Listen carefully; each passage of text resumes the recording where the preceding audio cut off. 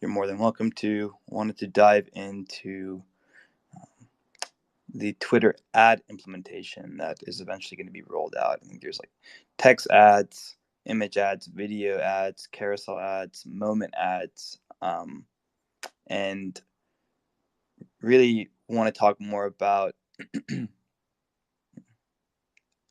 I suppose, rather speculate on how Twitter is planning on rolling this out and how businesses can monetize.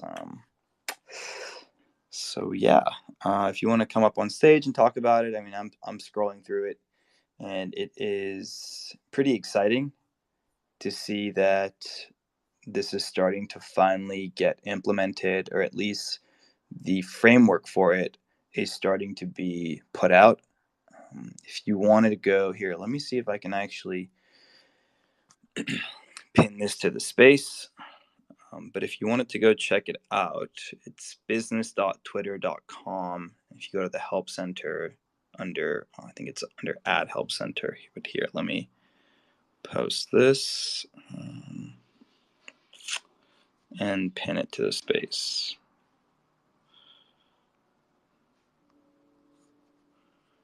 But yeah,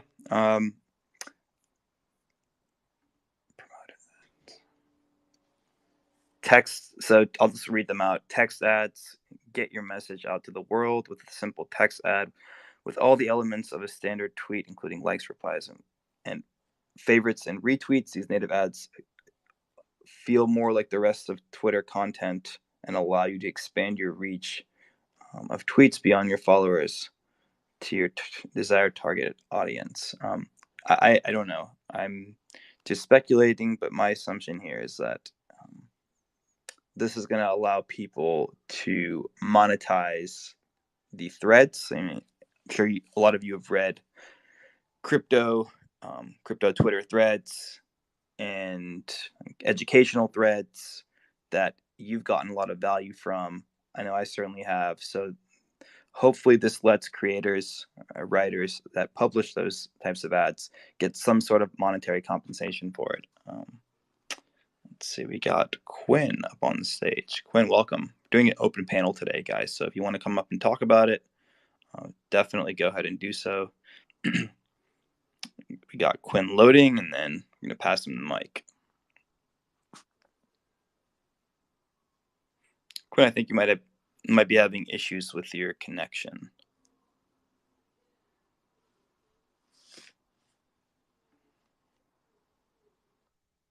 Hello. Wait a minute. So thank you for that. So hello.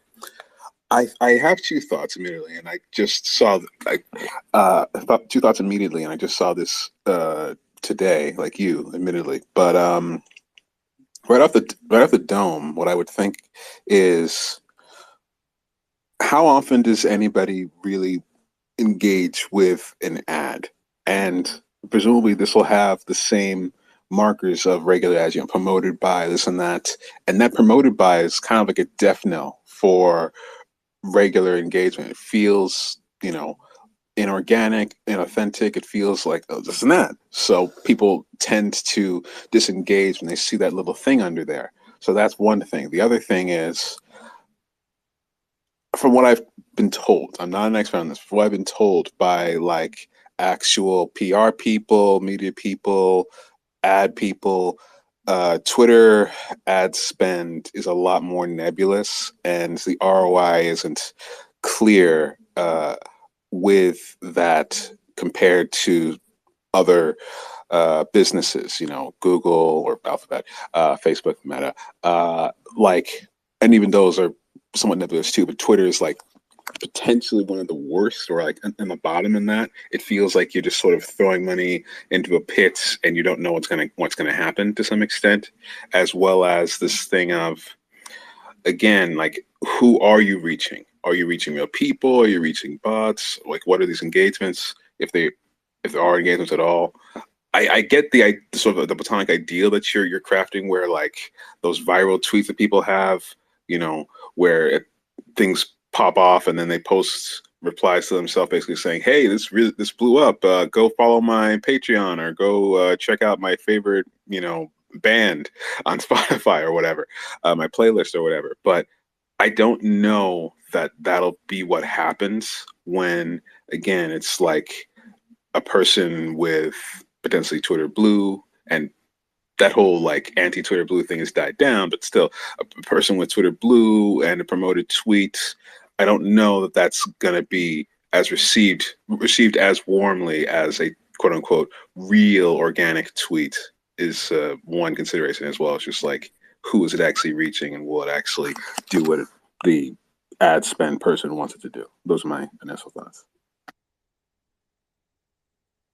So, are you speculating that if someone sees a thread or a Twitter post that also has an ad next to it, they're going to be disincentivized from reading and engaging that post?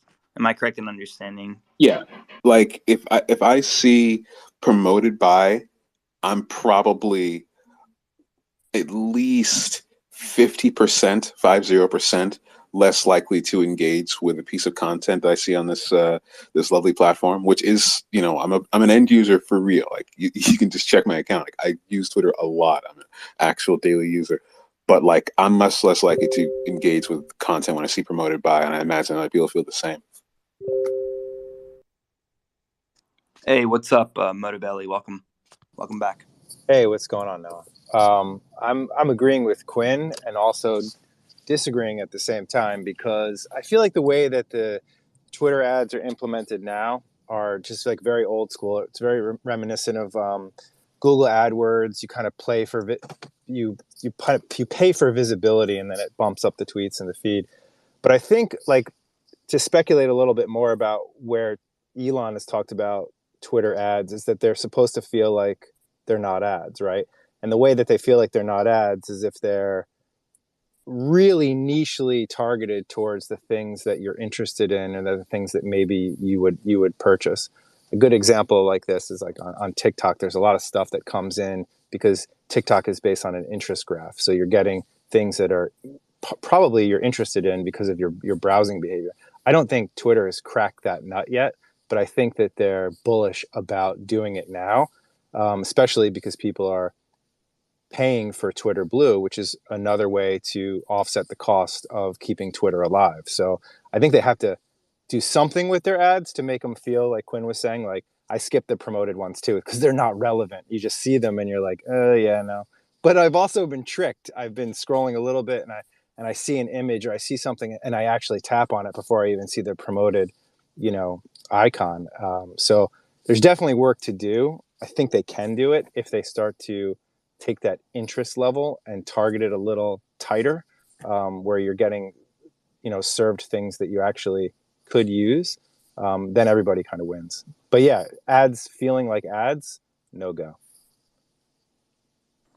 Yeah, I'm also in the same camp. If I see something that's promoted, I actually 99.9% of the time just scroll past it. I don't like it. It seems I'm already feeling like something is being coerced onto me.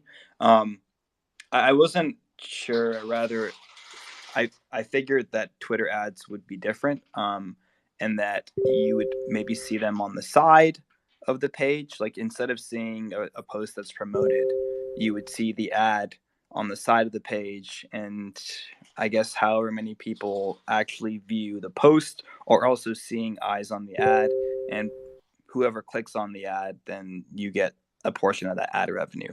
That was the way I speculated, but I also don't know much about the ad model. Yeah, I don't know much about the ad model, and that's why we kind of have this panel.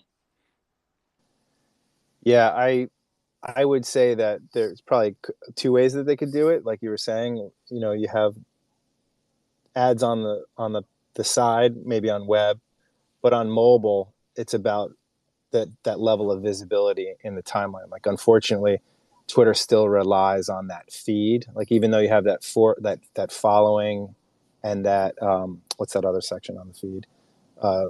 It's like that you might For also you, like or for you. also known as people you Right. hate, or Right. weird recommendations. Weird recommendations, exactly. So they're stuck in that timeline mode. So I would imagine the promoted, if you pay to play with an ad, those things are just going to pop really high up in the feed. So the trick would be, all right, are the ones that are up there, are they relevant? Because people are going to be really, they're not going to be into them, especially if they start promoting the ad platform even harder. So is that how the model's supposed to work? I'm looking at video ads, for example, and the ad wouldn't be embedded in the video the way it is in YouTube, but rather the ad is a video post that is promoted, and underneath it, it says promoted. In which case, if they're going with the latter model, I don't see it being as lucrative as I initially thought it might be. Yeah, I mean that's the what I only. would assume. Sorry, go ahead. Glenn. Oh, I was going to say that's what I would assume because that's the only implementation that we've seen. Like literally in the comments of this thread, this talk, one of the first ads, because ads are just like in comments now, just randomly, I see like Ever Legion, and it's just like a tweet, comment for a video game, an ad, but with promoted underneath it, and that's the only implementation I see. I think what you were imagining was more like here's an ad baked into a tweet, kind of like an overlay or something. And I don't know that implementation has been publicly discussed. Maybe, but I don't think so. Yeah, that was what I was conceptualizing, and again, looking deeper into it, it does look more like the promoted ad model. In which case, I can speak anecdotally, and you guys have already both stated yourselves that as soon as I see the promoted thing, I scroll even faster. I don't. I'm typically a skeptical person, and so I even if it's a great product, it could be a great. This is kind of the double-edged sword of my skepticism. Is like I could miss out on a great product, but already seeing because I've been, many years ago, have been kind of tricked into buying nonsense through Instagram ads.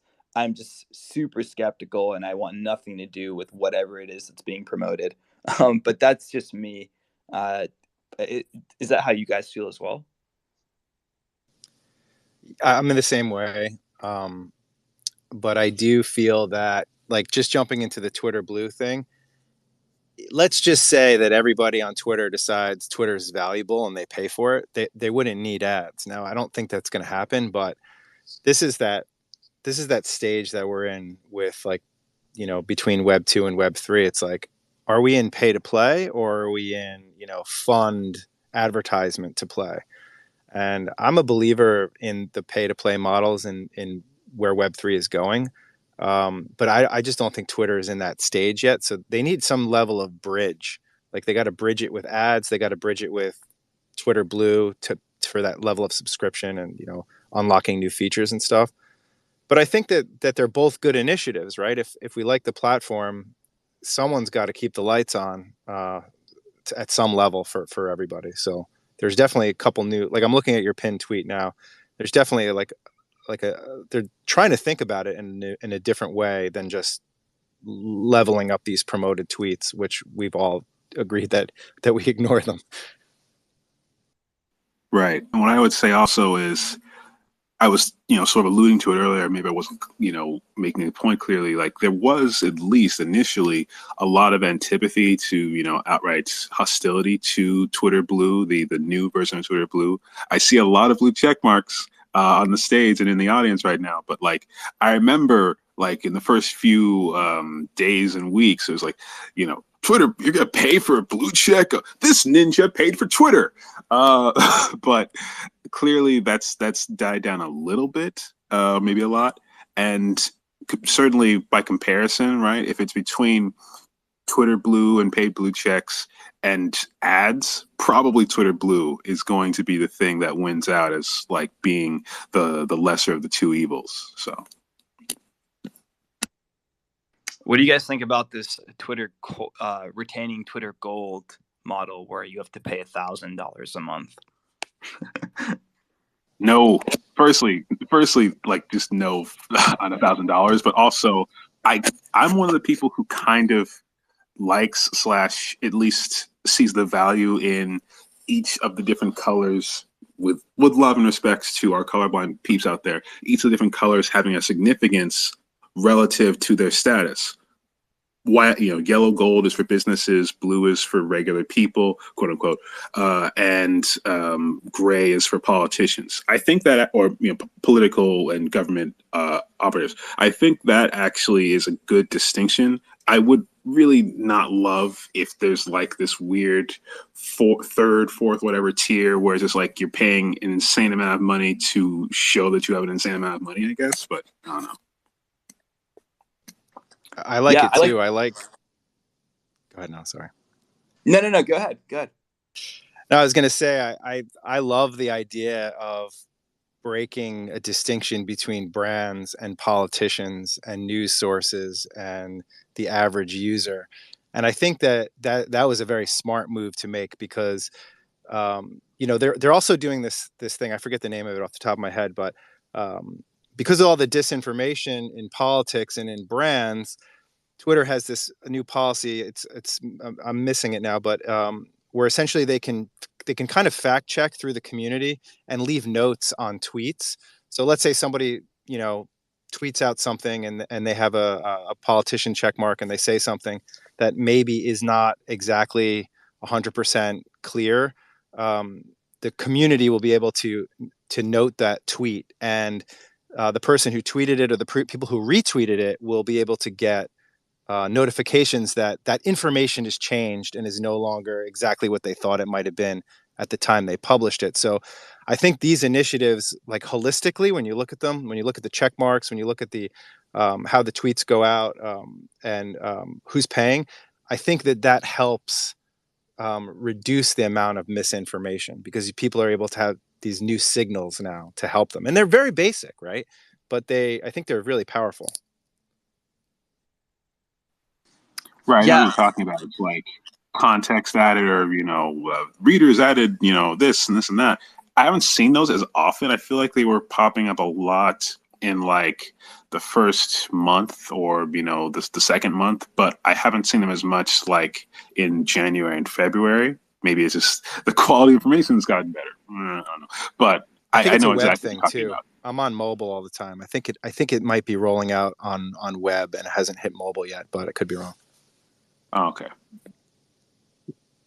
I like the tiered system a lot as well, and I hope they roll out more colors. I think they're going to.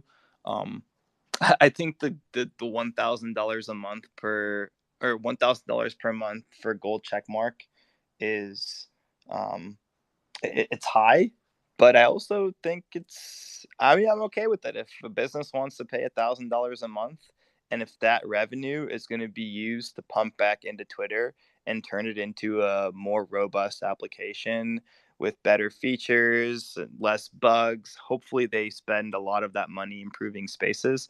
Hey, I mean, if Google wants to pay $1,000 a month for a gold check mark, let them pay it.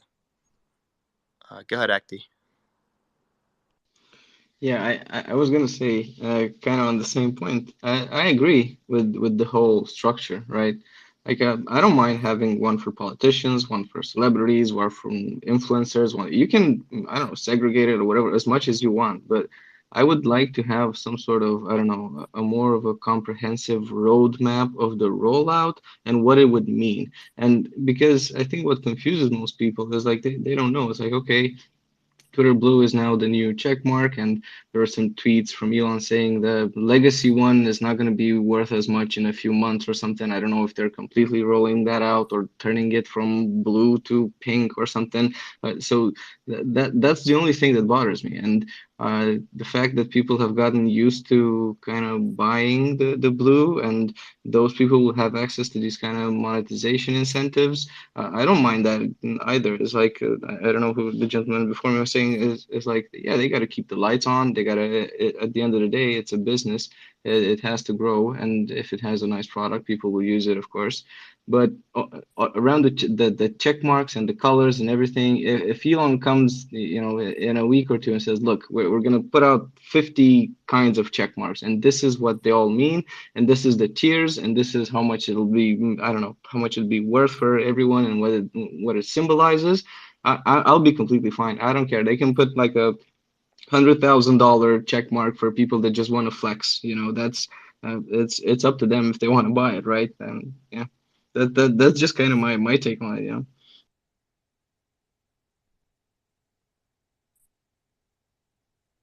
Hey, what's up, Doug? Welcome.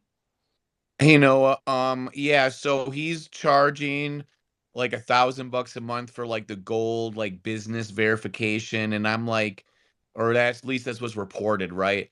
And I'm thinking to myself, like, of course, like he wants to make money off Twitter, but I think maybe more so it's just like a gateway so that bots or people can't do it easily, right? By like just it's kind of like gating it some I mean, I want to assume he's doing it for that reason because we all kind of always want to think that like Elon Musk is smart, but sometimes I think he's not. Like he's not a genius. He's just like, okay, I just need to make money for Twitter. How do I do it? I charge people money to use Twitter.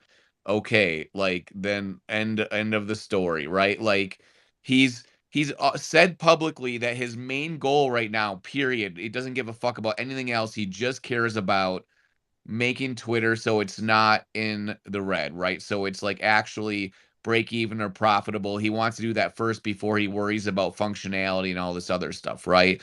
And I'm like, okay, cool. So cool for sharing that. But we get a peek into like what his thinking is, what his priorities are. And he talks about bots a lot too. So those are the things he seems concerned about.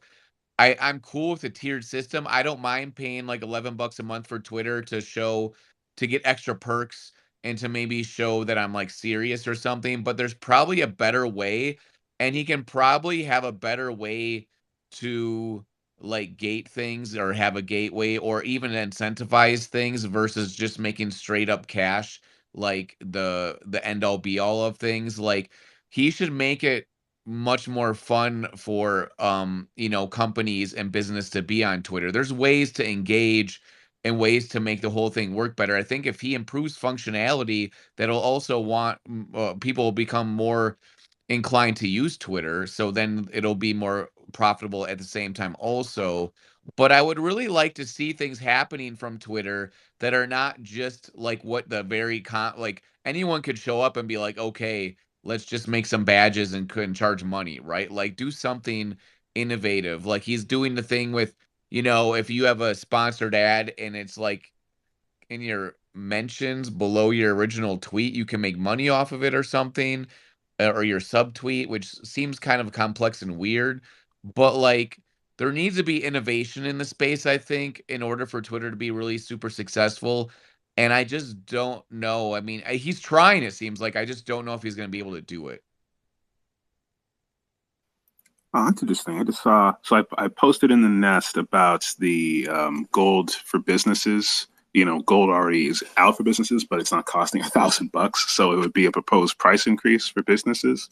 But I did notice in that article, it commented on what Noah initially was talking about, which is it seems like the plan for the ad thing is, like I mentioned, ads just appear under people's threads regardless. They just appear all over the place. And part of the plan is Twitter would do a revenue share with Twitter Blue subscribers. So if you are a Twitter Blue subscriber, you have a organic viral tweet that you did not promote, but you just, it happened to go viral. I mean, happened, like you probably promoted it in a non Twitter native way. But anyway, if that goes viral and then there's ads under it, they'll start sharing the ad rev with the creator of the thread. So that's one thing that they are looking at.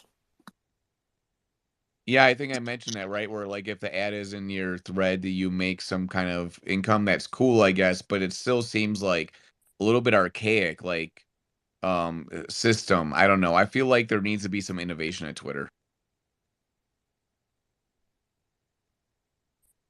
Hey, I think No Hatch. Ron, I don't know how to pronounce your name, man. You got some weird characters, but you had your hand up. Thank you. Yeah. Good morning to everyone. I hear you guys are talking about Twitter Blue, and there is something, an interesting detail that I noticed, and I'm kind of curious what you guys think about it.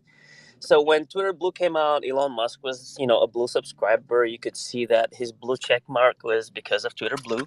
Then he changed his name to Mr. Twit, right? And then he had a hard time changing it back. Like he couldn't change it back. He even tweeted about it, right? And if you check on his blue check mark now, it no longer says it's Twitter Blue. It's because it's a legacy verified account. It may be notable or not. So my question to you guys is, what do you make of it? Like, how come he's no longer subscribed, or is he now, or what's the situation? Because there's definitely, it looks like it's a bit of a mess. I mean, he inherited quite the mess, so it's gonna take some time to fix. But like, yeah. I think if you had a legacy Blue account and you're also subscribed to Twitter Blue, it's gonna show the legacy text over the Twitter Blue text. That's one Yeah. part of it. I was gonna say I have the documents. I can definitely answer this question. Not to overtalk or whatever, but that whole thing with Mr. Tweet was it was an in joke. There were people who like quote unquote legit blue check celebrities and whatnot. Doja Cat was one of them. I think one of the Green Brothers was another.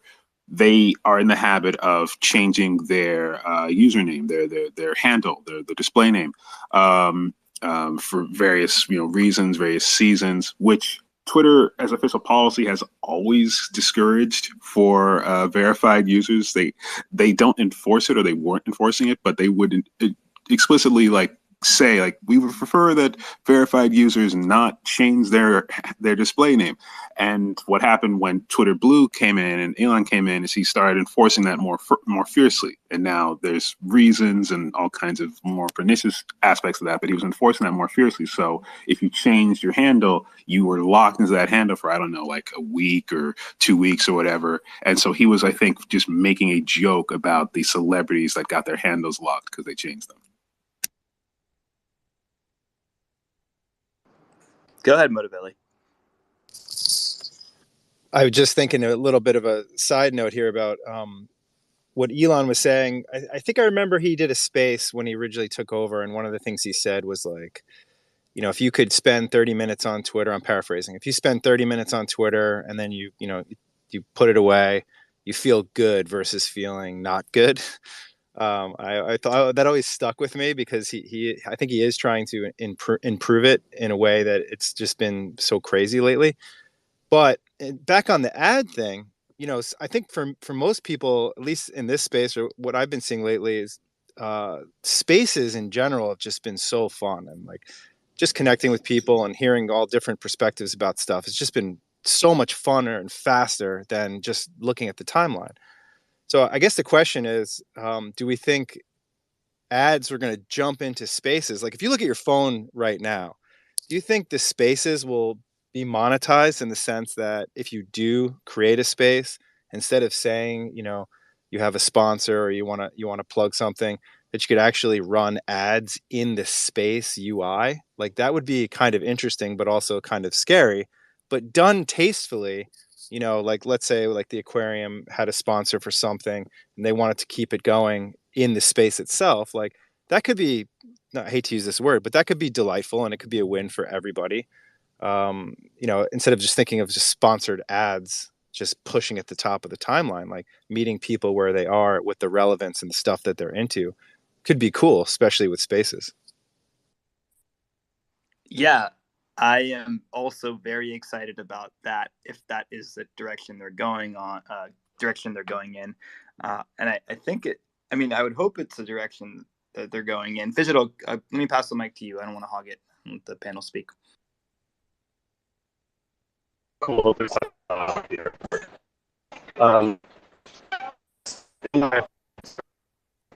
Hey, Digital, it's really hard to. You're robot-y, brother. Yeah, we can't understand you.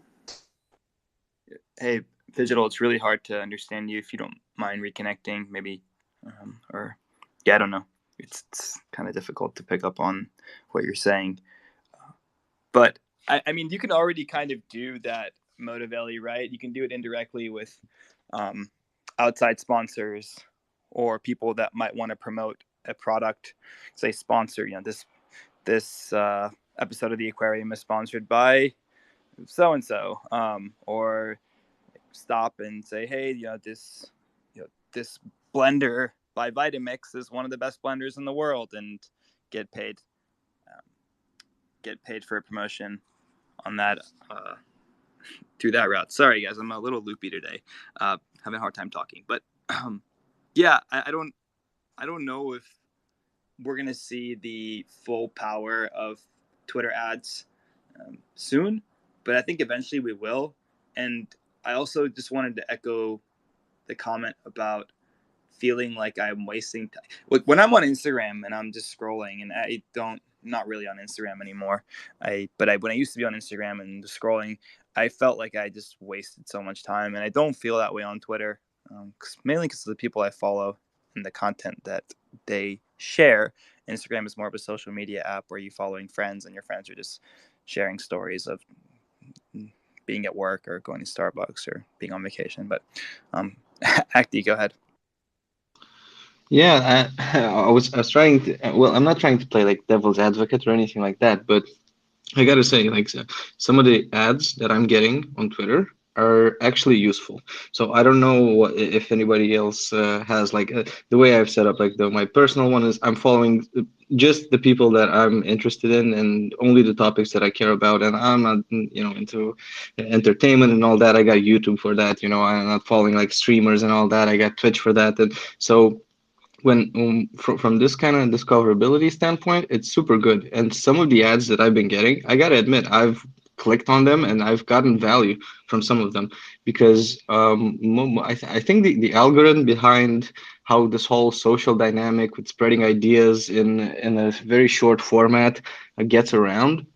I think the algorithm at Twitter is doing a good job of putting stuff in front of you that you enjoy. And it's like you said, like when you put it down, you feel like, oh, okay, I've read this little nice thread about liquid staking. I read this other guy made a little thread about how he yields somewhere else and all this. And when I put it down, I was like, okay, I got stuff to look forward to, but I've also learned something. I follow some interesting topics, and I do get that value. So I don't know how much this kind of discoverability protocol engagement algorithm that they have in the back is going to be worked into the ads, right?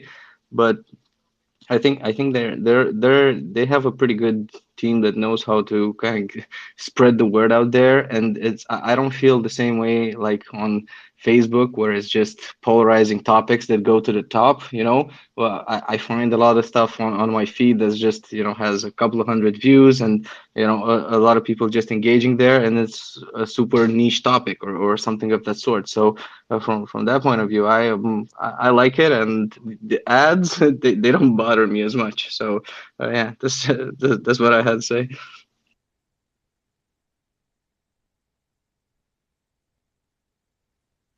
I feel you, man. I mean, for me, I parse it like this, and I'm again, we've established my Twitter bona fides. I don't really use much else in terms of social media. I was a big Reddit guy for a while, now significantly not. There's a story there, but I won't go into it unless you ask me.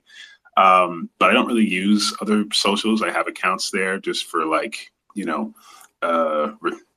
reservation of username, but I don't really use Instagram. I don't really use Facebook, etc. I think Instagram basically is more of like the messenger app that a lot of people use these days. Even now that like most apps have native DMs or private messages, Instagram is still like that's where you hit somebody up, or the visual component, right? You're basically like using it as something a cross between like a magazine, maybe a sexy magazine, as well as like a dating app. That's kind of what people use Instagram for, is my assessment. But yeah. I agree with you, Quinn. Um, I was thinking like what people are often in their own silos. You bring up Reddit, and people on Reddit are often just on Reddit, even if they're in kind of crypto or like, Wall Street bets, whatever. And people on Instagram are often mostly just on Instagram. There's not a lot of crossover between like those places and here. And because I'll go on Reddit and Instagram and talk to people and ask them like, "Hey, are you into crypto NFTs? Do you go on Twitter?" And like 99% of the time, they're like, "Twitter is straight trash. They just badmouth it." And I'm thinking like, okay, what we use Twitter for is like we use Twitter for like information gathering, business, this kind of more of like networking connection stuff, and obviously like Web3. And it's just interesting to me that like I think if Twitter could grow a little bit and become more versatile, it could become more than because people want to use Twitter for education. We kind of like a lot of people on Twitter just hang out here. and like I'm sorry, not education, but entertainment. Even though we don't really have a lot of entertainment here, but like shows like this, other Twitter spaces are kind of our entertainment, right? Like they're social. A lot of the Twitter spaces, they say they're quote unquote entertainment where they're trying to be funny and just be like silly and stuff like that, and make fun of each other, whatever. Or just hang out. But that's the question. A lot of people are like Twitter maxis where they want to stay the same. They want to keep it how it is. They don't want to add like video and all this kind of like functionality to it. They want to keep it like Twitter is Twitter. If you want to go and just watch a bunch of funny videos, go to TikTok and stuff. And who knows? Maybe that's a good idea too. But since I'm on Twitter so much, I don't go on Instagram and TikTok very much. I want to because I want to see what people are up to and just get like an idea of what's going on and like what the social consciousness is, and connect with people in different ways. I've had like things on Instagram and TikTok go viral randomly, but I just don't do very much there currently.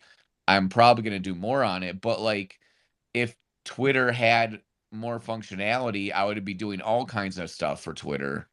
And I don't know, but it's going to be a hard thing, like a Rubik's cube for them to figure out, I think, of how to do it. How do you integrate this stuff with Twitter, and like video, whatever it is, I guess, because I mean, the best quality about Twitter is it's very easy to jump into a Twitter space and just start talking and connecting with people, go on their profile, see what they're up to, and just make all these connections really quickly. Whereas you can't do that as easily on other apps. And how do you do that, but also still add in some more value? And that's what they got to figure out. Motivelli, go for it. Yeah, I love how this is jumping into other social networks and stuff. Doug, I agree with a lot of what you're saying with Instagram. I've actually changed up the way that I use these socials. So I'm a big fan of TikTok. I do like Instagram, and I like Twitter. This is my second Twitter account since like my OG account from, I guess, when they started. But anyway, I've evolved the way that I use these socials, and I'm just wondering if anyone else here has as well. Like Instagram used to be about posting real fun photos, and then maybe you get an ad pumped in the feed. I actually don't even use Instagram for posting on the feed. I use it for stories, and it has really replaced Snapchat in the sense that I have this network of people that I actually know, that I actually hang out with on a day-to-day basis, or family or friends or whatever. And I see them in stories. And I love that feeling of stories. I feel like it's low barrier, it's easy, it's ephemeral, it just goes away. I don't have to think too much about it. But it gives another side of a little bit more authentic side to people. But what I've noticed about Instagram, what they're doing is they're pumping in ads in the stories. So if you look at one story, maybe your second swipe is an ad or your third swipe is an ad. And sometimes they're pretty good and sometimes they're not. But there's just like these integrations with ads where they're starting to see where people are using the apps more or less. Whereas I feel like with Twitter, I do value it, but I have to work for it. I got to really work for who's talking, where are they doing, what are they saying? Are these words and these letters wasting my time? Is this an inside joke? Where am I? Right? I have to orient very hard on Twitter. At least I find I do. The information doesn't come to me easily on Twitter. I have to investigate the information and whittle through it a little bit. Whereas on TikTok, I have an interest based on my viewing behavior, which is all about motorcycle stuff. It all comes to me, and I'm engaging with these communities, and I have this reach, a bigger reach than I have ever had. Mostly because I'm an active content creator and an active consumer on TikTok, but that's a sweet spot, right? So I might be one of these users that has this sweet spot of engagement where some users that have these accounts, like Quinn, you were mentioning, like having this, like reserving your name, so just in case you want to get into it and you move through it. These opportunities to use social in these like niche ways, like replacing Snapchat or finding the information that you need on Twitter. Like it's just this balance between how much does the algorithm work for you versus how much does the user have to work for getting the value out of it. And I think that's where I see the balance. That's a great point, Moto. And I want to like think it brings me back to the day like last week or something when Elon was like, "Hey, by the way, everyone, just in case you didn't know this secret feature of Twitter, if you click on your profile, you can make a list." and you can make a list of all of your people that you follow and actually the people you actually want to pay attention to. And I'm like, why isn't Twitter doing that for me already? And I went to go make one, and I started adding people, and after adding 3 people, I was like, this is way too much work. No one's ever gonna do this. Like, Right. I'm, So you that know, that UI was the value prop of Google Plus. When Google Plus came out, they said, "Hey, you can put a list together. Basically, you can put a circle together of the things that you're interested in, so that you can silo your social behavior and get value out of that." And then I think it was like 3 weeks later, Facebook released lists, which was the same concept as circles. Whereas TikTok says, "Hey, forget your lists, forget working for it. If you are interested in pimple popping, we'll just show you pimple popping." You know what I mean? If you watch this for 3 microseconds, we'll say to you that that's your interest, and they're judging that behavior and using it to work for so that you don't have to work for it, which is wild. I mean, if I Twitter. was Elon Musk right now and I have my feet up at Twitter and I'm pulling on some levers and I'm like throwing, like some paper airplanes around the room and balling up some wads of paper and throwing them into like the basketball hoop over my like waste basket and stuff. And I'm like, hey guys, let's spitball some ideas. I'd be like, bro, maybe give someone a different option with the algorithm. Maybe give them an alternate algorithm of what pops up in their feed or a different kind of feed or something. Do something. Innovate. Do something different, Elon. Don't just keep on making our PFPs stuck and charging us $11 an hour to argue with each other about everything, right? Like the the personality of leadership trickles down into the project, right? Elon is probably very left brain, very much like spectrum type dude who like doesn't understand social things but tries to. And maybe he needs to get a buddy or someone that has a concept of how social things work. Like Quinn over here, maybe it should be you. I don't know. That's wow. What a lead in. I I made sure. Elon, please hire me. I could use a job. But in all honesty, going back to this whole circles versus algo thing, like I think the other problem with circles is circles kind of runs counter to the way I think as someone else alluded to that we actually use the platform, and I'd argue the way the platform should be used.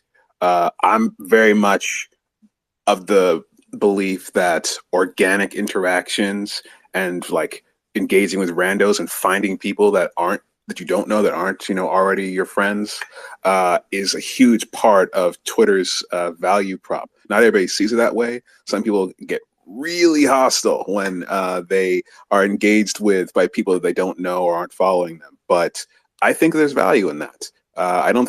I've often said like if you only talk to the people you already know, if you have privated or protected tweets or accounts, if you're siloing yourself, maybe Twitter is not the platform for you. Like go back to Instagram, go back to Facebook, go back to wherever where you can where it's more geared toward that. Twitter, I think, is about that organic engagement and serendipity, in my opinion. And I think that's why Circles is kind of like meh, whatever. I think you're right, Quinn, but the problem is I'm a DGen, and when I open Twitter, it's 90% grifting and people going like, bro, if you're still awake right now and you're like hardcore NFTs, interact with this tweet. And I'm just like throwing my phone across the room, being like, this is what my life is, reading a tweet feed full of a bunch of like 23-year-old like influencer grifters that have no clue left from right, but are like getting all the traction on Twitter somehow, and I don't even follow them. Like, so at the same time, what you're saying is totally true because part of my day is that finding cool things. But then people hijack whatever's going on, and then they just run these like douchey tweets all day long, and they get so much engagement, and nothing is happening there. Go into their Twitter space, and they're all just screaming at each other about some dumb topic that makes no sense. And I'm just like, you know what I mean? Like, we can probably improve it a little bit, Elon. Thank you. Please, Elon, hire Quinn. Maybe he's got a cool hat that at least will upgrade your office atmosphere, okay?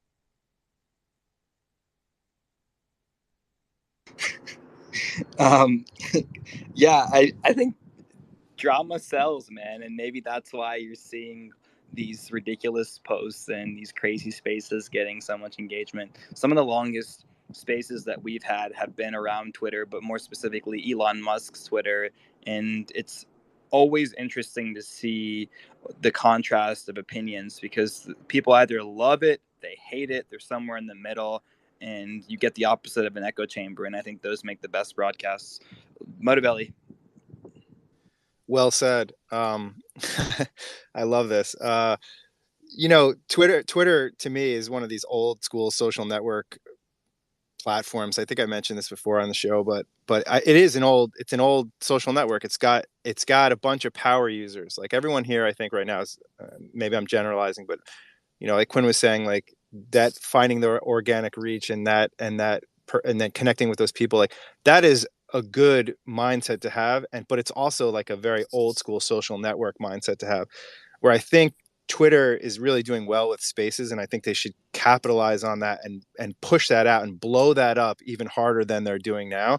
Because at Doug's point, like, yeah, you go on the feed and the feed is a little degenerate. You're like, what are they saying? What are they even talking about? What does this mean? Why am I wasting my time here?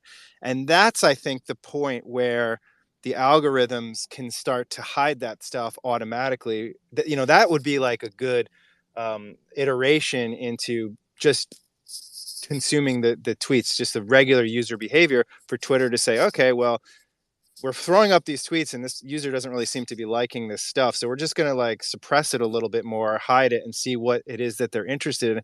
And that's like that active algorithm balance that could happen in the feed to make the experience better, to elevate it away from just like this old school navigate, find what you want, connect with people model, and just bring it closer to like, all right, Twitter is evolving. It's going to do things behind the scenes that you're not seeing to make the experience a little bit better for you. And I think that's what the popular social networks like TikTok are doing really, really well, is that they're able to engage with people and they don't even know why everything is so good that they're getting. It's because the app is listening to their behavior, and Twitter doesn't really listen to the behavior as much. It puts the load on the user to figure out what to do.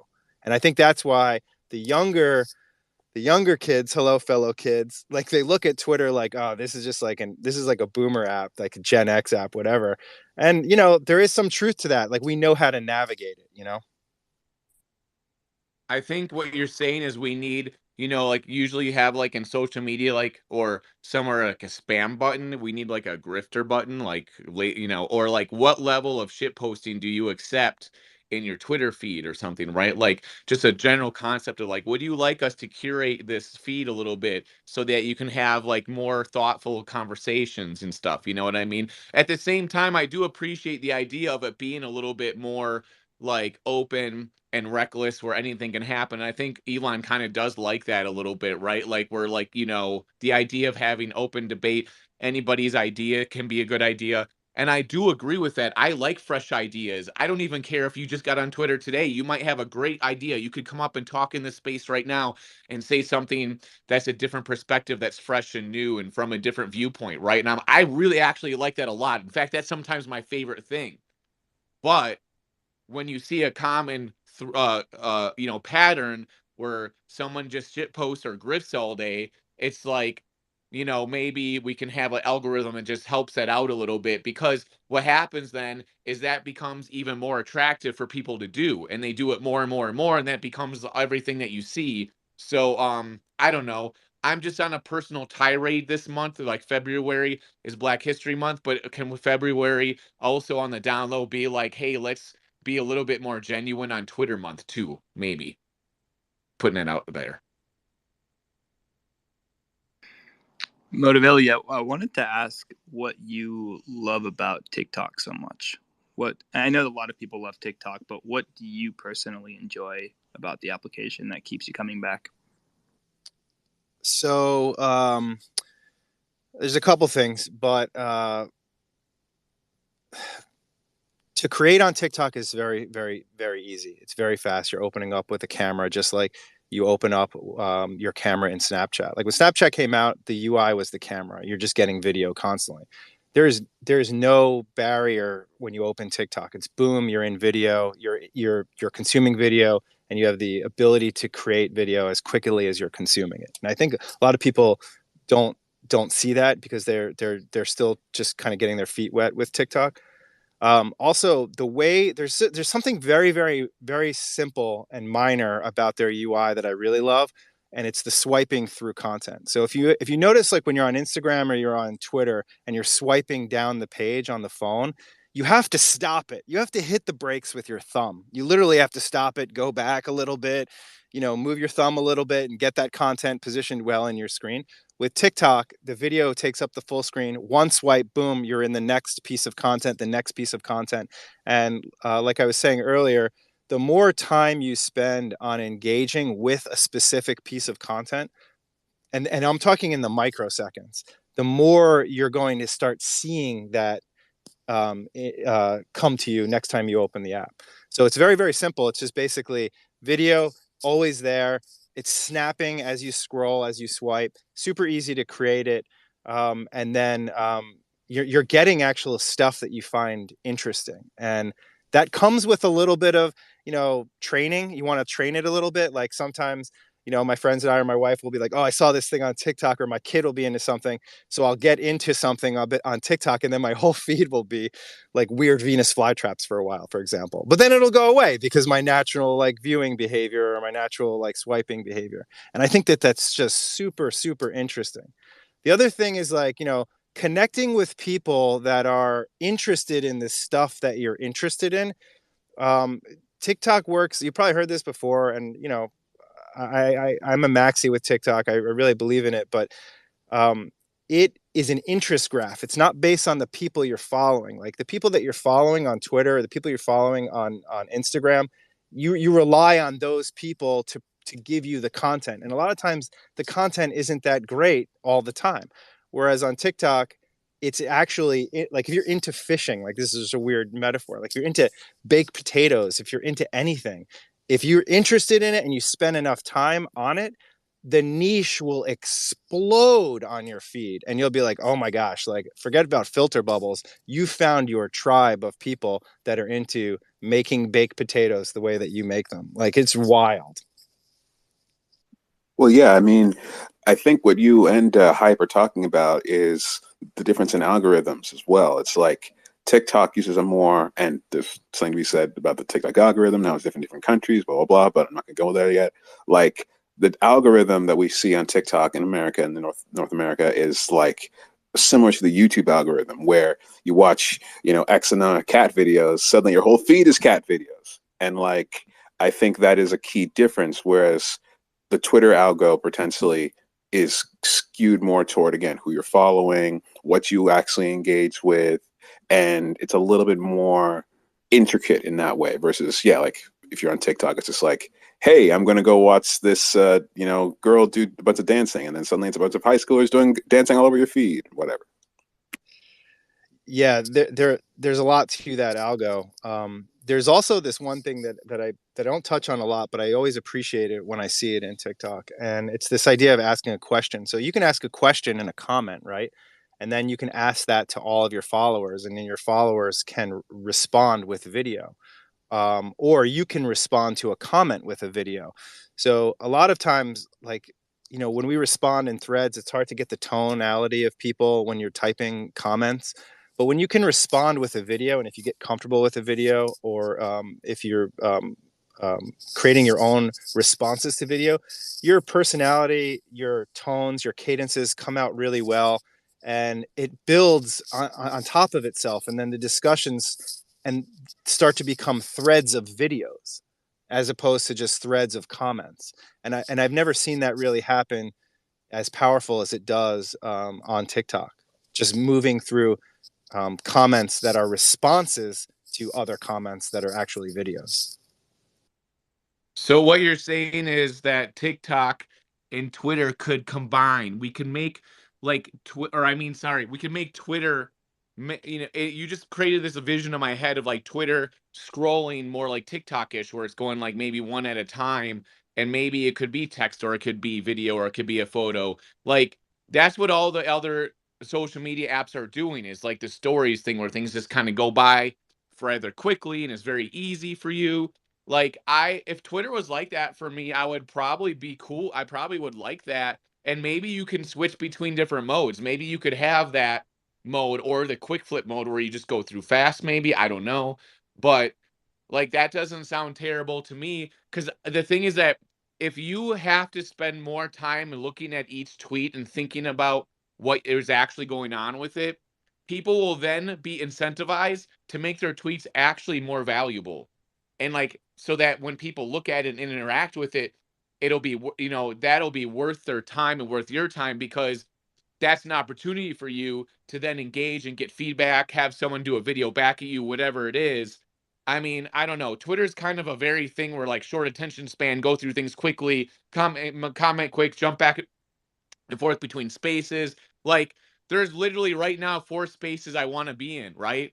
That either like people like Spotty Wi-Fi has a space right now, who's my homie, and there's an ENS space going on right now. But I'm here because I care more about this show and the feedback and the stuff we're talking about. I'm going to spend my time in the place where I feel like the most value is going to be had across the board.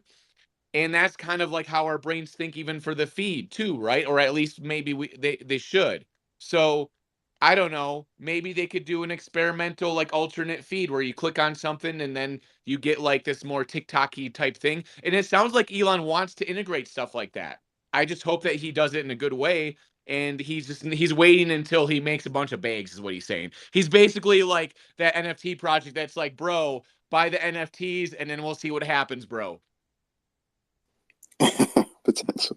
I mean, maybe I'll say as one of the residents or Twitter maxis that I'm a little neutral to negative on too many changes to Twitter to make it more like other socials. I think that's something that under previous leadership, under Jack and under, I think it was it Dick, that was not always the best philosophy. Like making Twitter be more like Twitter, I think is usually a winning strategy. Like let it be itself. But to Moto's point, the threading actually, I think they got that from Tumblr of all things, from what I'm told. And again, I have accounts on all these platforms. I don't always use them. Tumblr has this thing where you can like thread, thread a comment, thread a, top level comment to another top level comment. And it becomes this whole big, collage. And on TikTok, they have that to where, like you were saying, it could be replies, where it could also just be like a sort of evolving narrative story. Like I remember there was this video of this guy who's like, hey, this is my girlfriend, and she didn't like seem very, I don't know if you guys are familiar with that meme, this is my girlfriend, oh my god, it's Star Wars. And like it got threaded by another thing that made it look like a hostage situation, and another thing that was like the police are being called. So there's all kinds of different possibilities. But yeah, I would definitely want Twitter to be more like Twitter, as well as implementing good features, but maybe not trying too much to be like other socials and losing an idea of what it is itself. It's too late, Quinn. I'm writing a letter to Elon right now to say make it more like Tumblr. That's a fantastic idea. Moda, go for it, man. Yeah, we have a small panel, so you guys can just go back and forth, and I'll chime in Cool. too. Yeah, Quinn, what you were saying with the picture in picture. So that feature is called a stitch. So if you make a video on TikTok and you're like, hey, I'm hanging out with Twitter, right? I could take that video, stitch it, so it can basically combines what you said and what I responded to, which is similar. What I was talking about was if someone replies in a comment on a video, the creator of that video can respond to that comment with a video, and that comment is pinned on the video. But that video is independent and its own piece of content. So tapping into the comments on the video, I know I'm getting into the weeds a little bit. You can start to go back and you can stay in this thread because there's context within the original post. But one of the reasons I had my hand up was because so back when Jack was running things at Twitter, like there was a you probably all know this, but there was a video service called Vine, and Vine was 6-second videos, and Vine was really hot. It was blowing up. Twitter acquired Vine in 2012, I think it was, and they shut it down, or they just didn't do anything with it. And TikTok filled that void of the quick video. So the reason I think like TikTok is so popular now is because there was not to say a generation, but there was a large user base that was using Vine, that was making very quick, I'm stuttering all over my words, very quick to the point videos for these micro videos. And when Twitter shut down Vine, they didn't do anything with it. So like Twitter had the opportunity, I think, to do something with video, and they just haven't done it with video. But I think now they have to do it, whether that is part of the feed, or whether it's a standalone Twitter video app. I don't think they can survive in 2023 moving forward unless they really just blow up Spaces in a way that we've never seen before. I think they have to do some level of video integration. And lastly, I will say on one of these points about video, there was a very small window, I don't know if you all remember this, when they tried to do stories. They called them fleets. And there were stories on Twitter for like maybe a month or so. And at first I was like, this sucks. It's like everyone's doing stories, like LinkedIn's doing stories, like, it's never going to be as good. But I think what I did notice about seeing people do stories or do fleets on Twitter is I started to see photos. I started to see them in the context of full screen. I didn't have to like tap into these dumb thumbnails that expanded out, or see these little 4 thumbnail carousels on Twitter. Like, it was just like, here's an alternate side to the content or to the person that and then fleets died, and who knows why they died, but they've got to do something to come back to evolve it.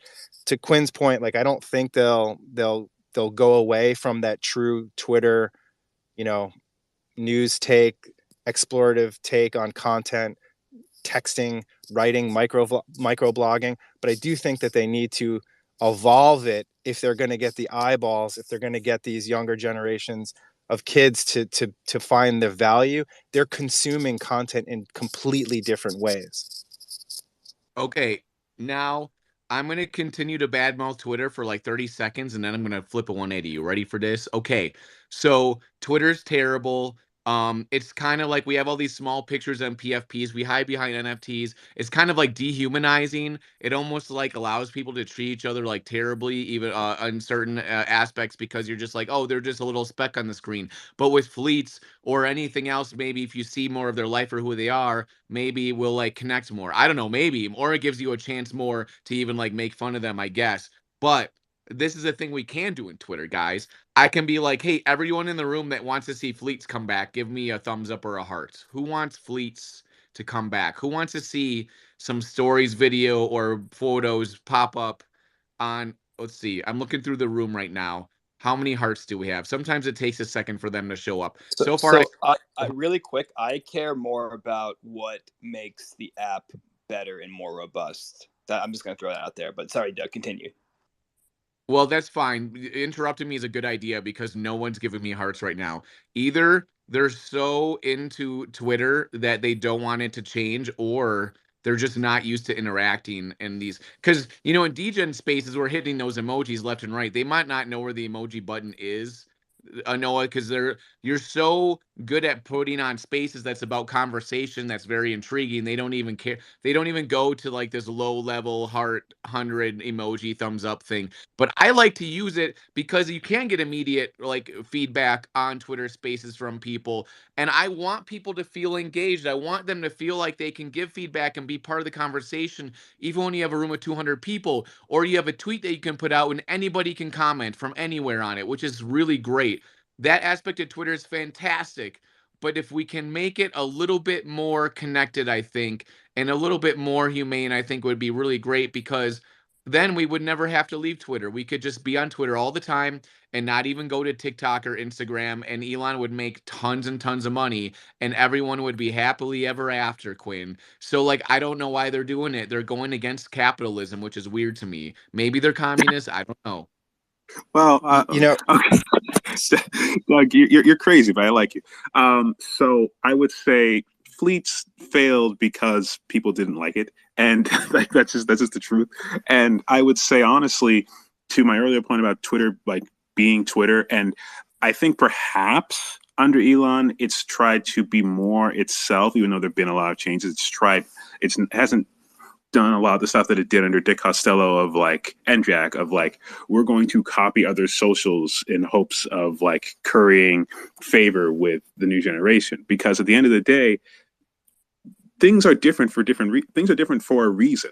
You go to McDonald's for one experience, you go to In-N-Out for another experience, you go to Whataburger, you go to an actual like sit down like Michelin star restaurant for another experience. You wouldn't want McDonald's to pretend that it was Michelin, and you wouldn't want Twitter to pretend that it's TikTok. I wouldn't necessarily want to get all of my, if I was a social media maven, if I was like, a teenage girl and I was like holding like multiple apps on my phone, I wouldn't necessarily want Twitter to become my main, the only thing I go to, because I go to Twitter for one thing, Instagram for another, Snapchat for another, TikTok for another. And so I think there's value to differentiation. And that also is part of capitalism. It's part of competition. So that's what I would say to that. But yeah. I agree with you on that 100%, Quinn. What I will say is that I think the reason the engagement has felt a little degenerate on the timeline, maybe not so much in the spaces. The spaces is kind of like we're all adults and we got the emojis going and we got good moderation and a really fun space here. Thank you again, Noah. But I think historically, Twitter has been about elevating and amplifying controversial tweets historically. And when controversial tweets get amplified, it equals engagement. And engagement equals time on site because people are responding. And typically, people are responding on Twitter negatively to controversial tweets. And then that negativity creates engagement, which also sells ads. So it all ties in holistically. And I think what we're seeing now is kind of the tail end of the type of engagement that Twitter has been known for historically, which is like, if I'm loud, if I'm controversial, if I say a bunch of shit that creates, a gut reaction or something that makes someone react emotionally, that's going to equal engagement. And that's just not the way social has to be. A good example, like a good way to think about this is Reddit, right? If you go into a subreddit, you are engaging within a topic that you already are interested in. And then you're seeing things that have been upvoted and there's community moderation, right? Whereas that never had really been the sense on Twitter. Twitter has always been very, very open like that. But a good way to think about what I'm trying to describe, and I don't know if I'm doing a good job with it, is that the topics that you are interested in when you look at Reddit versus when you look at Twitter, doing that work, working through that noise on Twitter is so much easier on Reddit when you're in a sub that you're already engaging through, that has moderation, that has upvoting of actual answers that are giving you more value. Like when you turn off Reddit sometimes, not all the time, obviously it's always different, but when you turn it off, you're like, okay, I got something out of that. Whereas on Twitter, you're like, oh, I gotta figure out how to get through this. I gotta figure out what they're trying to say here, or what the agenda or what the motive is. I can see that. I mean, my problem with Reddit, from my experience, and I was a big Reddit guy for a while, so I can definitely speak to this too. My problem there is that there's a lot of siloing, and there's siloing everywhere. There's siloing here too, but there's a lot of siloing. And again, like, it's not just that become a Reddit maxi, it's because it's that you become a maxi of the subs that you follow. And it's less, I would say, creator focused. So in that way, you could say it's good, it's more democratic. But I mean, there's like power sectors, mods and admins. And I think the problem there becomes a lot of groupthink and a lot of like, we sort of like self-reinforcing bubbles. Like, we all agree on these things and therefore we're right. Whereas whether people like it or not, and again, I've talked about how I've engaged with people and they've not liked it. On Twitter, at least, there's the potential to have your bubble popped. And I think that is a good thing. Whereas it seems like you can get stuck in a bubble much more on Reddit, and that's not so great. Hey, Marco, I know you're trying to come up to the panel. Looks like you're still connecting, so we'll give you a sec there. Never mind, he moved back down. I think silos are inevitable, right? You're going to have silos regardless of. I didn't spend too much time on Reddit ever, but more recently I have been just reading subreddits, and I find that the kind of individual hive minds with respect to things that I'm interested are quite intriguing to read, because people have insights and insights that I couldn't even come up with myself if I tried. But then I'm able to add that to my toolkit, and when I'm having a conversation with somebody else, excuse me, I'm able to sort of regurgitate that information in a way that I otherwise wouldn't have been able to. I find the same thing with Twitter threads as well. So I like Twitter. It's why I'm enjoying Reddit a lot more than I did, or that I do Instagram, Facebook. Well, Facebook I'm not really on anymore, but like social media apps that I grew up with. I guess since I was younger, I cared more about what people were posting and what people were doing, and now I care more about information and bettering myself, at least in the areas that I'm interested in. But just going back to the point I was going to make was that I think what are some ways, Quinn, that you think a social media ecosystem can be less siloed than they currently are? Oh man, I appreciate I appreciate so much deference. I you guys really need to, if you guys are serious, you really need to send my resume out to some Silicon Valley types. They could use the referrals. But I would say for starters, lean into, like I said, lean into what you're good at. Reddit is a message board. They're a foruming app. So Reddit leans into that, and they've been successful. They've done other things. They've done social audio. They have their own version of like spaces, basically called Reddit Talk. I think they're winding it down, but they at least had it. They had their Twitch competitor in RPAN, but in general, the forum aspect still reigns supreme. And that's what most people go there for. And frankly, a lot of people resent sometimes on that platform those experiments into those other formats that are very different from foruming. With Twitter, yeah, it's microblogging, it's text, it's pith, it's anything from random musings to pontification. Pontification is not a neutral word, it's not a good word, but it is what some people objectively do on here. And so leaning into those things, but in ways that encourage engagement, and yeah, probably some amount of polarity, because that's just going to be the thing. Getting new users to do the same thing that existing users do. That's basically, that I think is like the key to all of this. It's not about trying to court different or new users that don't do what your existing user base does. It's trying to encourage new people to do what your existing user base already does. It's like when you're, to use an weird analogy, but just go with it. When you're campaigning in politics, you're trying to get new supporters, and you're trying to get those new supporters to do the same thing that your existing supporters do: vote for you, campaign for you, donate to you. You're not trying to get new supporters to do, like, it's not like you're trying to get the initial supporters to vote for you, the new supporters to campaign for. So there's different like categories potentially, but you're not trying to get each person to do something different and essentially like modulating yourself. Ideally, you're not modulating yourself to each group. You're saying like, this is what I am, this is what I do, and I want you to come join me so we can all do this thing together.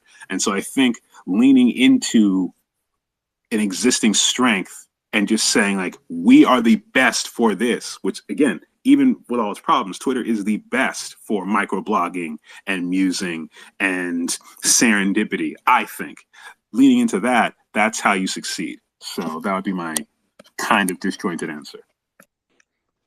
Right on. I'll shoot me your resume afterwards, and I'll pump it out to my friends in Silicon Valley and get you hired.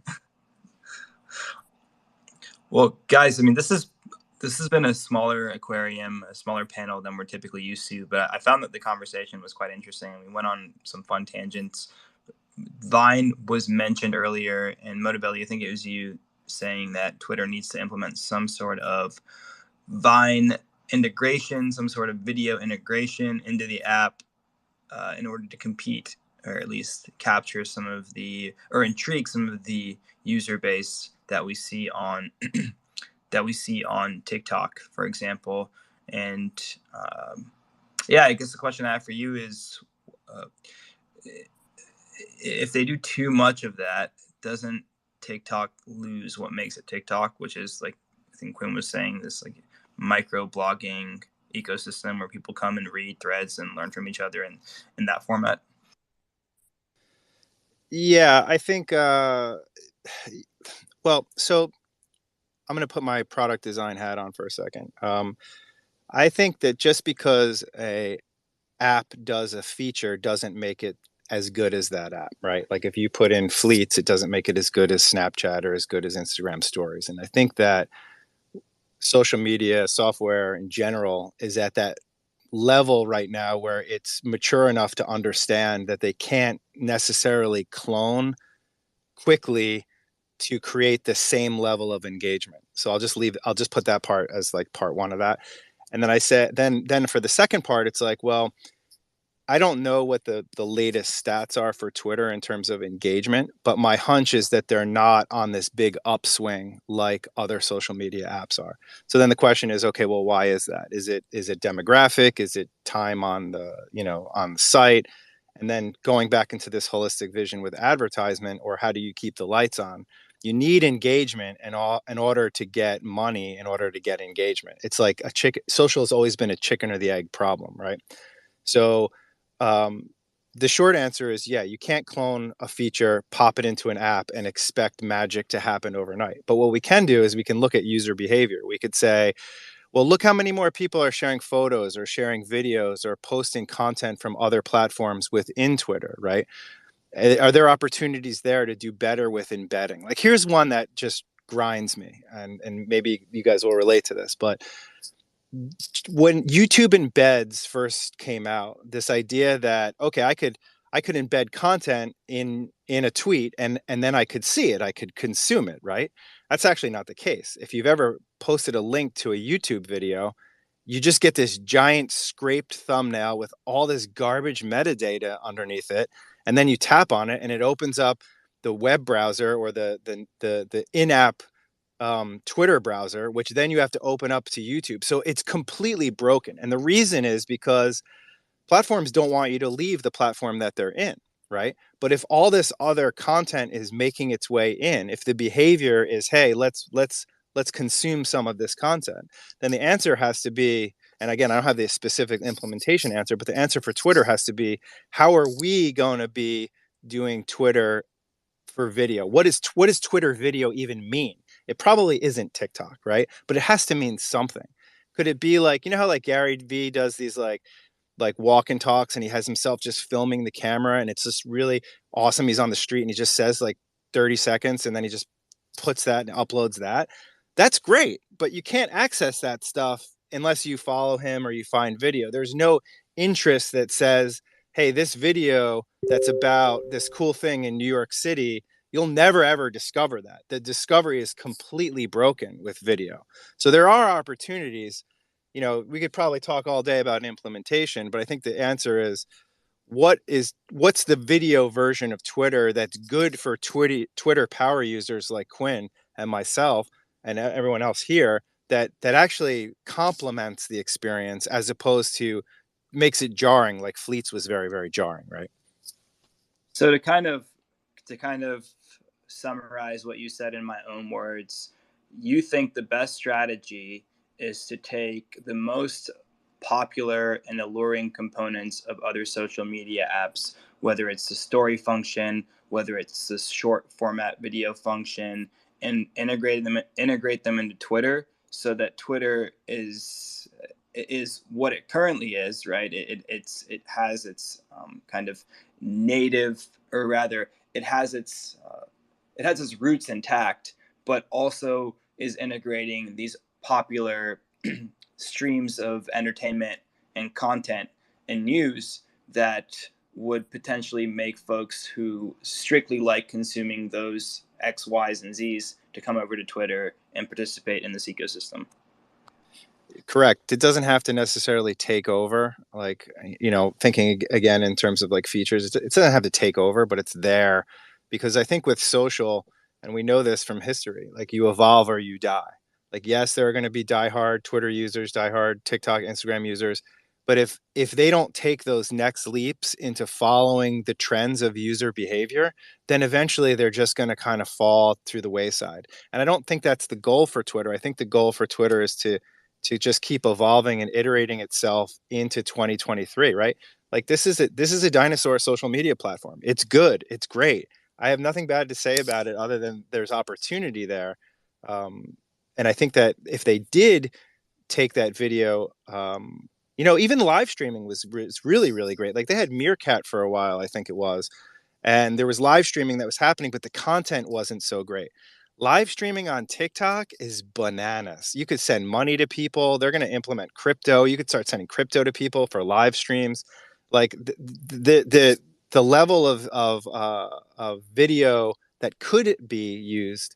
It doesn't have to be passive, right? It doesn't have to be like TV watching video where it's like, all right, what's this? All right, let me swipe. What's on next? But like, imagine there was like the live component of the aquarium that was also accessible to people if they wanted to, and then they could do the audio version on Spaces if they wanted to. So it's about what's appropriate for Twitter. And again, I don't have the answer for that. I have some hunches, but I think they have to evolve with it or they're just going to fizzle away. I'm gonna call on Marco in 1 second. And yeah, man, I agree. I think that we've seen Instagram follow that model with stories. I think there was one point where Mark Zuckerberg wanted to acquire Snapchat. Snapchat didn't get acquired, and so Instagram said, "Hey, we're just going to copy this model." I've seen WhatsApp even try to copy the story model with the little to no success, in my opinion. But it really, probably you need to have. I don't know the word for it, honestly. I can't really think of how to articulate this best, but I can see why it doesn't work for an app like Snapchat, but does work for Instagram. You've seen YouTube and Instagram both implement shorts upon the rise of TikTok. I don't know if Instagram was doing shorts before TikTok, but definitely after TikTok. They weren't. They were? They were not. They were not. implemented shorts because of it was a response to TikTok. Yeah, just testament to your point. It's really important to evolve and to stick with the trends. You can remain loyal to the initial ethos, the original ethos of what made your social media ecosystem popular, but it's important to be open-minded. Marco, welcome to the panel. I don't want to speak now, Noah, because you said wait a second, and I'm leaning into my millennial side, and I think you made me wait 5 minutes, so I'm bored now. So thank you, but no thank you. Okay. I'm only joking. I'm only joking. I'm going to quote Quinn here. So Quinn, so Noah, thank you for allowing me to come up and pontificate. But I'll, I'm walking my dog, so I can't emote while I'm talking at the same time. So forgive me. Motivelli, good to see you again, my friend. I was listening with great interest to what you were saying, and I was going to say, to your point about Twitter, I'm paraphrasing here, but I think you said Twitter needs to incorporate video to evolve, and then it almost you then in the next few sentences it's almost like you contradict yourself, and I don't think contradiction is the right word. I think probably conflicted yourself. And what sort of sprung to my mind was, doesn't every social media platform have its own lane? And I think you touched on this. You can't take various features from platforms and then clone it. That's probably impossible. But even then, you can't be all things to all people. And you touched on Reddit, and I was reflecting when you were talking about that. I use a lot of social platforms myself. I go to Reddit. There are various subreddits. I'm very interested in Gen Z Mafia, for example. And Reddit for me is a conversational place. Twitter for me, I don't think this is just my perspective. I don't view Twitter as a place to have a conversation. I look at it. I'm quite disillusioned with Twitter, actually. I think it's all just about engagement farming, and I'm always thinking, if I'm engaging with people, I go to that almost that thought. Why are they here? What are they doing this for? Is it all about the likes and the retweets and all that sort of stuff? And so I'm a little bit conflicted. But I think also, and I, like you, I'm a TikTok maxi, and I think for me, I'm not convinced video needs to come into Twitter. I think what Twitter needs to do is to look at its UI and UX fundamentally. And this for me is where TikTok is so far ahead of every other social media platform. And maybe it's because they're later to the party than the rest, in that it is patently obvious that they used for their UI and UX, they used behavioral science. And a very, very easy example of that for me is that the video on TikTok is front and center. If you want to engage with that video, whether you want to comment on it or like on it, that's tucked away in the far right-hand corner. The video fills the screen and it's front and center. All the other stuff is around it. And that is very, very clever. Because if you think about what TikTok has created that Twitter doesn't have, that Facebook doesn't have, it's created desire. And what I mean by that is it's created the desire of users to go there and to look things up. And yes, the algorithm's probably a little bit cleverer than Twitter's, so the discovery is easier to use. But there is a desire from me as a user to every day go to TikTok and see what some of my friends are, the funny videos that they're posting up, or somebody has linked me to something that I should watch. I don't get that from my Twitter people, my group on Twitter. They're not directing me to stuff. So I just wanted to jump up and just share that as just some thoughts, and now I'll go away and I'll finish my pontification. Thank you. Motivelli, go for it.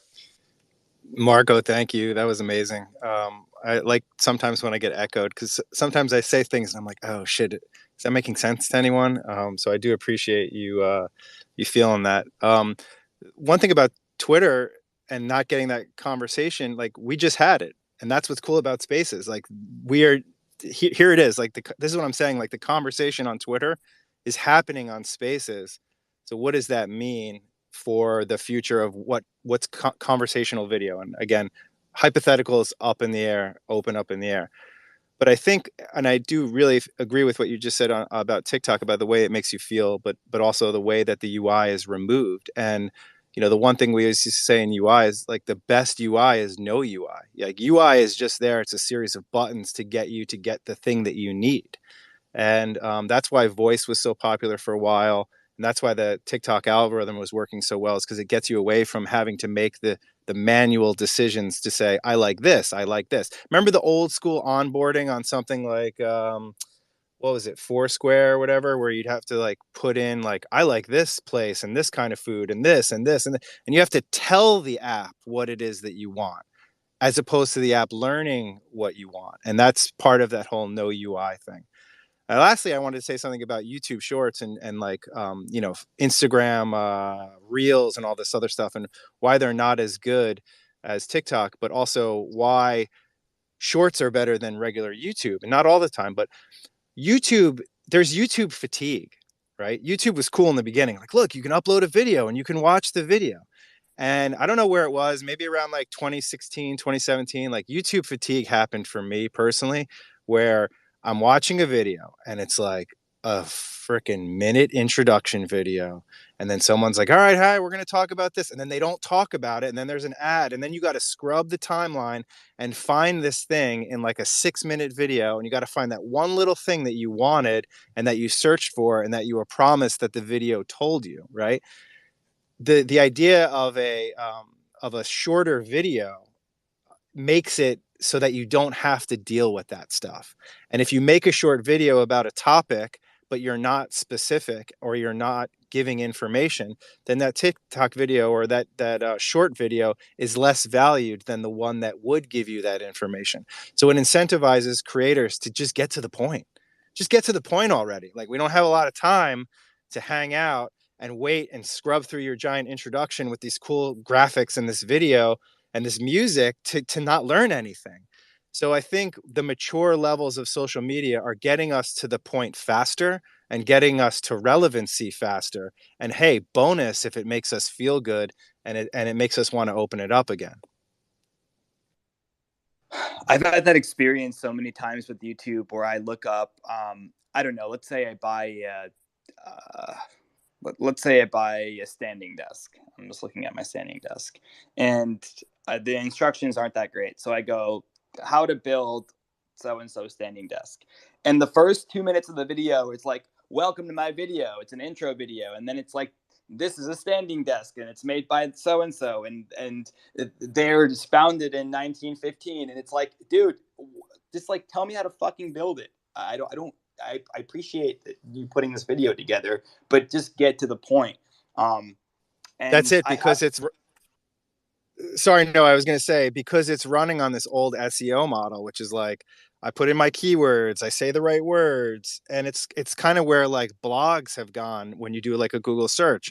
It's just, they're repeating the same words and the same content because those results are surfacing and they're running ads on them. And so they're not giving you the relevancy. Their perception is relevancy, but it's not real relevancy. I never thought of it that way with respect to the SEO model, but I have noticed that even with like Google, I'll Google, how to perfectly cook a Wagyu steak. And the first like page of the instructions it's like, it tells me about Wagyu steak and all the amazing things about it and all the great things about the blog. And it's like, I'm scrolling down to find out how to actually make the fucking steak. And I'm not actually, the Wagyu steak guidelines or the Wagyu steak tutorials on Google are great. I'm just using it as an example because I had Wagyu steak last night. But I've had this experience time and time again when it comes to searching for information that I have to read, or even watching videos where the first like minute or the first page is just not what I'm trying to get to the meat of it. And then as for ads, I just use ad blocker. Sorry. Marco, go for it. Yeah, just a quick one, Noah. So good news for you, my friend, in particular, because I know you suffer with the lack of patience. With anything that you'll need to construct in the future, and it's here already, but it's starting to become more and more common. So I think by the end of this year, I won't say it will be the norm, but it will be starting to get to the norm. You won't need to watch a YouTube video of somebody putting together your desk. You'll be directed in the instructions with an AR app, and you'll use augmented reality to build that piece of equipment for you. So I just wanted to share that with you in case you weren't aware. I appreciate it, and I actually like building stuff with my hands. The standing desk was just because I couldn't think of an example off the top of my head. But basically, the moral of the story is get to the point. Otherwise, you're gonna lose users to social media apps like TikTok that do get to the point. But do you find a difference, Motivelli, or anyone else, or Marco, between shorts on YouTube versus shorts on TikTok, and the way the content is like presented? Yeah. So the biggest is that it's not in its DNA. So shorts on YouTube are not video creators' DNA. They're used to making long horizontal videos with big intros and logos and stuff, right? TikTok Shorts is vertical video. That's the other thing. It's format for the phone, and I think YouTube Shorts are not as great as TikTok from just a pure content perspective, because a lot of TikTok creators are just saying, all right, I'll just upload my TikToks to YouTube Shorts and I'll live there. So I post the same content in one place as I do in the other. And I think that good creators are very aware of the spaces that they're building for, and they try to make things that are native for those platforms. So I wouldn't want to take a video that was horizontal, chop it up, edit it down to a minute and make it fit into something vertical. I want to build it or start recording it natively vertical for the sole purpose of getting it to be a short or getting it to be, a TikTok. And on the other side, TikTok has the opposite problem because I find, for me personally, 7-second videos work the best. I've done about a year or so going hard on TikTok just to see like what works for me. And for me, 7 seconds works well. But every once in a while, because I could do 10-minute videos, I want to do like a longer video or a longer ride. And they don't perform as well at all. In fact, they'll give you the metrics for all these and you can see where the drop off points are. So there's good news and bad news. The good news is like not everyone wants to view that stuff.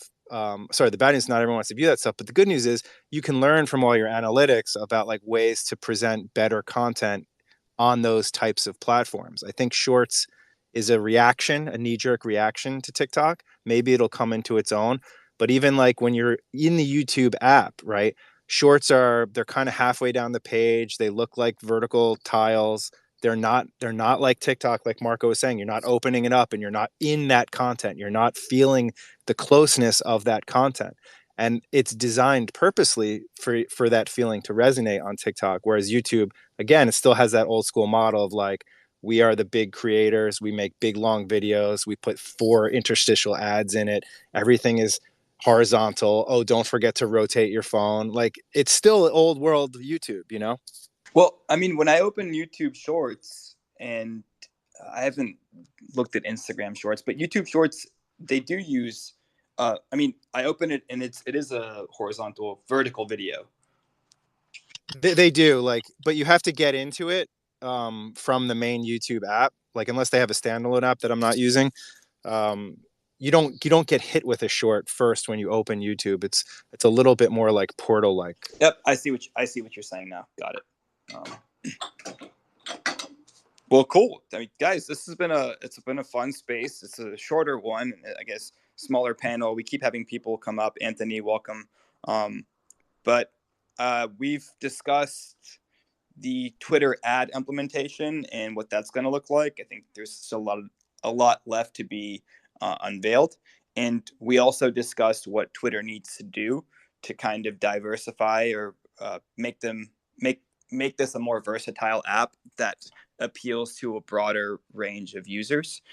And we kind of went on TikTok, YouTube, or rather more of a TikTok tangent, and why it's better than YouTube and why it's doing so much better than YouTube and Instagram.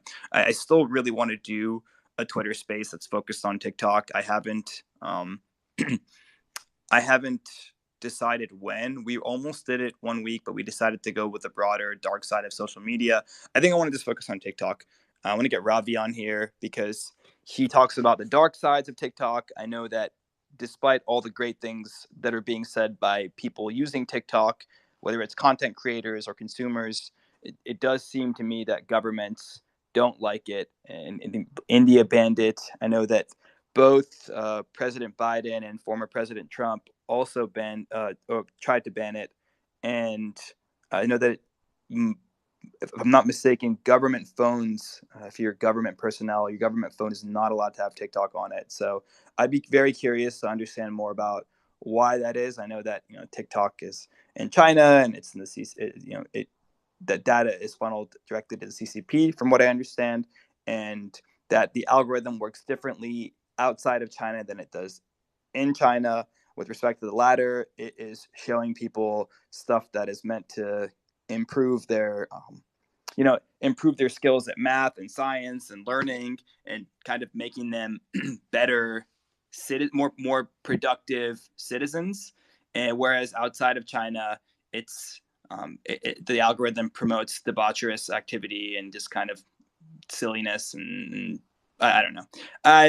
This is just from a surface level my limited understanding of TikTok and why people don't like it. I've watched a video by this YouTuber called Moon on the dark side of TikTok where he goes into a lot of this stuff. So if you want to check it out, you can Google it.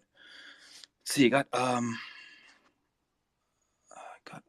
yeah. So I think I'm gonna close things out, guys. I mean, I think Anthony, go for it. I'm gonna close things out probably after this because I think it's been a good space, and we got a lot covered, and I do want to do TikTok space sometime in the near future. But Anthony, go for it, man. Welcome. I'm always late to the party these days. What's going on? I'm missing the ball. I apologize. Yeah, I guess one final closing remark I'd like to make in regards to the dark side of these types of platforms is that the people are the product, right? And I mean, historically, that's never been a good thing. If we look through historical trends, when people are a product, that usually implies a lot of negative connotation. And, there's a whole depth of evil that can come with that. Now, that's not to say that this modern format is anything comparable, but it definitely begs some questions, right? It most certainly begs the question, and it's something that I would love to explore going forward, but focus more on individual apps as opposed to doing a broader dark side of social media. I think that was a great space, but it tends to get unfocused when when they're just, you can take it anyway, you can take it in any direction. And as you've noticed, even if we have a focused topic, tangents do happen. So anyway, guys, this was another episode. No, go ahead. no, yeah, I just want to make one quick point, if I may. And maybe it's even a clarification and it touches on what just Anthony said. So to the point you made about the algorithm acting differently in the East as it does to the West, as I highlighted earlier, TikTok have used behavioral science within their UI and UX. I'm also aware that they've used it in relation to their algorithm. So to Anthony's point, the algorithm probably works the way it does in the West because of the behaviors that people extol in the West are very different than those in the East. So I just wanted to highlight that as a point, as opposed to people thinking, oh, they've done it this way on purpose. And I don't believe that is the case. Porque no los dos. Why not both? But I appreciate that interpretation, Marco. Yeah, I think it's a great debate to have because I've heard folks make that interpretation, and I've also heard folks make the interpretation that it's specifically China. The algorithm works differently, and so what Marco is saying is that the algorithm in East and West is simply reflecting the behavior of the generalized human population, the general human population. And the other side of the argument is that if the Chinese community, for example, or if someone in the Chinese community or people in the Chinese community post debaucherous stuff, the algorithm will almost shadow ban it. It will almost not allow it. Whereas in the West, or rather outside of China, the algorithm encourages it. But this is, it's not even tinfoil hat stuff. This is stuff that I've read, and it'd be interesting to bring on folks that know more about the topic and have this discussion. Yeah, that's all. But Quinn, what do you think? Or Anthony, go for it. I was just gonna say, if the algorithms in the West are a reflection of the culture that we've established, or that's evolved here in the Western world, we've got to wash our hands a little bit. We have some problems. It's a scary thought. It's a great point, Marco, but it is a little frightening. Oh, it's for sure. I think it is, like most things, it's multifactorial. I think that you could also argue that the culture in certain, Asian countries is more top down. So even if you say like it's a cultural thing with China, who decides what people do in China? I think the CCP has their thumb on the scale there too. But again, most things are probably more complicated than any person with an agenda will articulate it. Not saying anybody has an agenda, but like oftentimes these things are multifactorial for sure. Yeah, I agree with that, and I also think about just the West and what influences our ideas and our thoughts, what we grew up watching on TV, our standards of beauty. Although there is a science to beauty as well. I've had this debate in the past, but generally speaking, Fight Club is a great film that covers a lot of this, but or covers it in kind of a pseudo type of way. But I do believe that, to your point, Quinn, we are influenced.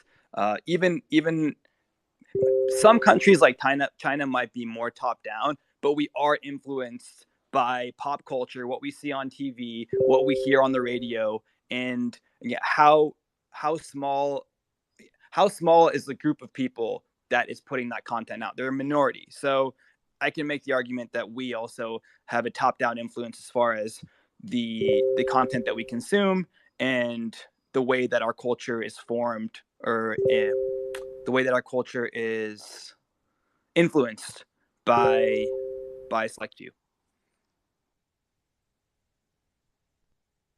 It's true. It's again, it's very possible, right? You know, Holly weird and all that, but I would say it's a different thing when it's like, hey, the Grammys is cultural degradation versus like the CCP is telling you what you can and can't do in your free time. So there's differences there, but I get you. I do. Yeah, certainly differences. It definitely wasn't comparing apples to oranges even. But anyway, Doug, what's up, man? I'm about to close things out. I think it's been a good space, and we got some good ideas and a good exchange of thoughts going back and forth between the panel, smaller panel, which I do like sometimes. I think smaller panel leads for a more focused conversation. Yo, did you call on me, right, Noah? No, I just I thought you had requested to come up. I wasn't sure. I did. So I did. brought you up, but... What's up? You know how it is. Cool. Well, guys, thank you so much for coming on. We'll be doing another episode of The Aquarium next week at 4 p.m. UTC. We do these every week without question.